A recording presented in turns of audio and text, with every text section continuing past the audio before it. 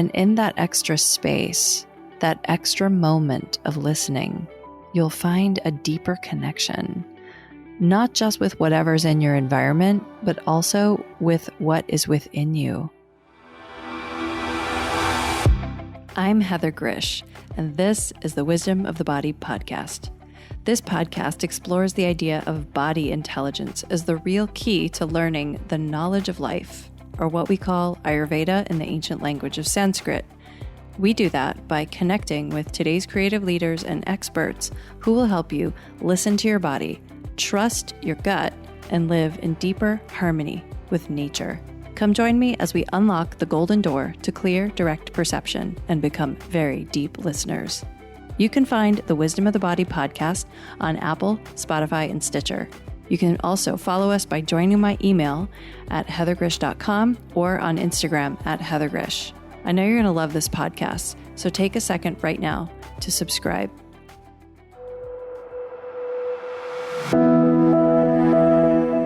You don't have to do things correctly. That's for getting the grade. That's for school kids. That's for pleasing mommy and daddy. That's for filing your taxes. It's perhaps even, for some people, for getting paid. I'm not saying you shouldn't do these things. I'm here to open you up to another way of being. You can totally trust yourself without having an external authority. But for many, it's a process and a practice because, well, we all have stuff from our past that seems to be coloring our experience of the present and preventing us from truly having 100% of our awareness, attention, and intention where we are right now. I was chatting with someone the other day about what a spiritual awakening feels like. It's both amazing and terrifying at the same time. You have your awareness back, and the senses are heightened. The pleasure can increase, or it can be so much that it overwhelms you. Perhaps even the pain increases. But dullness, it has a way of also protecting us.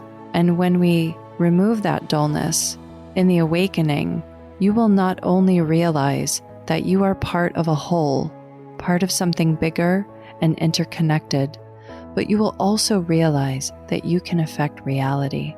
And while that can feel like a powerful position to be in, it can also feel like a lot of responsibility.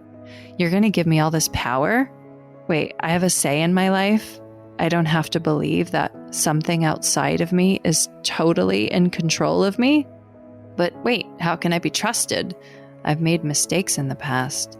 I don't have the experience of being trusted, and frankly, it feels kind of safe to have somebody else to blame for things.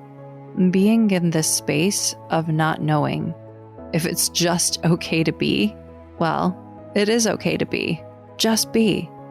So here's the thing. When you have an observer hat on, you don't need to grasp to close the space of the unknown.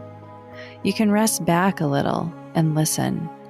And in that extra space, that extra moment of listening, you'll find a deeper connection, not just with whatever's in your environment, but also with what is within you.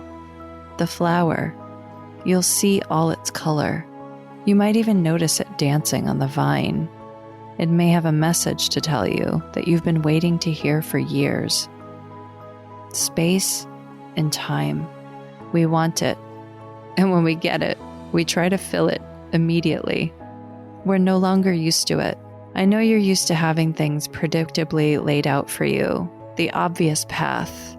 Our lives have become so highly systematized. But those days clearly need to change because so much sameness and busyness creates a kind of calcification, and regeneration requires that we allow for a new possibility to happen. And this is the same whether we're regenerating cells, interpersonal connections, or the land around us. Possibility.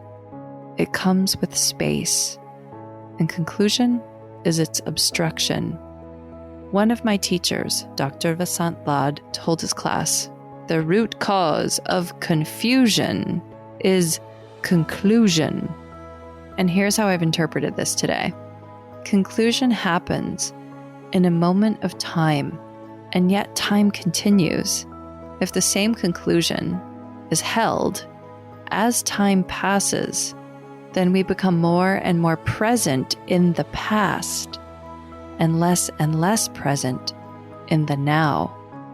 And this is why we often crave transformative experiences, or possibly also why we feel that other people are crazy, because we're all operating in different spaces and time. And if we've allowed ourselves to get stuck and become calcified, then we are simply needing to learn how to get to the right now. So some of us think that we can leapfrog or innovate our way or drug our way to the future, and that will free us from the past. And perhaps it can for a moment, because it's, speeding up our inner rhythm. It quickens the pace to a new place to experience. And this transformative experience can also take us too far into the future, where a whole new set of issues is created because suddenly we're out of time, again, out of the now. And then we have to find our way yet again to the now. And when all that flying through space and time and reality is done, and the past that we've escaped from in the first place is still an untangled web waiting to catch us, it will continue to pull us in until we get in there to truly listen to it, truly see it, so it can become untangled.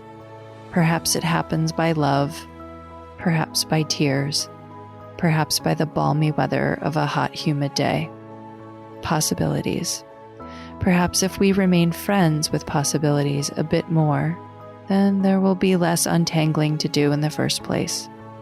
Once you've experienced even a little bit of what I'm talking about, which is the observation of your own inner mechanisms, you can start to see how you could become a person who could be trusted, a person with integrity, a person with authenticity, a person in the now. And it's not always an easy process, but it's totally worth it. So this moment of time is passing. Where are you? Thank you for tuning in and dropping in with us today. Don't forget to subscribe, rate, and review this podcast. I really want to hear your feedback. To learn more about my work, visit heathergrzych.com. That's Heather, GRZYCH.com. And meet me here next time on The Wisdom of the Body.